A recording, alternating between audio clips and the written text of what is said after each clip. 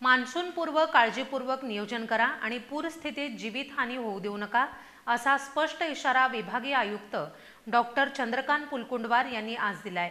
पुण्यात पार पडलेल्या विभागस्तरीय आढावा बैठकीत त्यांनी विविध यंत्रणांना ठोस आणि तातडीच्या उपाययोजनांबाबतचे निर्देश दिलेत। यावेळी कोल्हापूरचे विशेष पोलीस महानिरीक्षक सुनील फुलारी यांनीही कोल्हापूर विभागाच्या तयारीची माहिती दिली आहे। हवामान खात्याच्या अंदाजानुसार यंदा सरासरीपेक्षा जास्त पाऊस पडण्याची शक्यता लक्षात घेता सर्व विभागांनी पूर परिस्थितीत जीवित व वित्तहानी टाळण्यासाठी यंत्रणा सज्ज ठेवावी आणि आपत्तीपूर्व सूक्ष्म नियोजनावर भर द्यावा, अशा सूचना विभागीय आयुक्त डॉक्टर चंद्रकांत पुलकुंडवार यांनी दिल्या। विभागीय आयुक्त कार्यालयात आयोजित मान्सूनपूर्व तयारी विभागस्तरीय आढावा बैठकीत ते बोलत होते।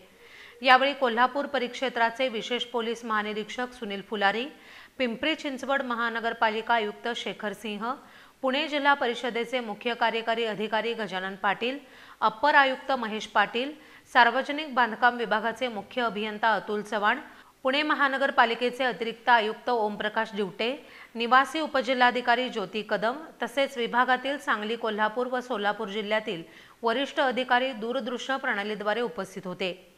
या बैठकीत बोलताना विभागीय आयुक्तांनी विविध उपाययोजनांची माहिती घेतली आणि महत्त्वाच्या सूचना दिल्या।